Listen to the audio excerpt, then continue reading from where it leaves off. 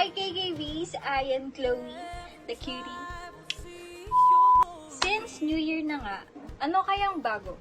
Excited ka na bang malaman? Let's watch this!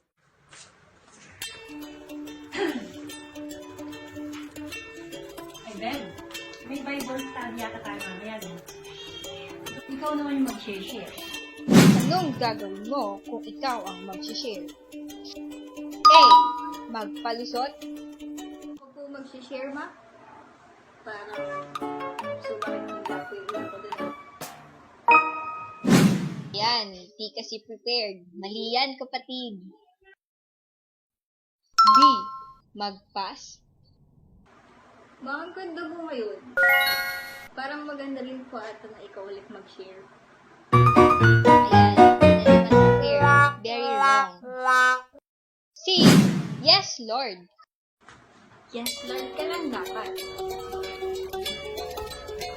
In every situation, dapat lagi kang handa, kapatid. Sabi nga sa 2 Timothy 4 verse 2, preach the word, be prepared in season and out of season.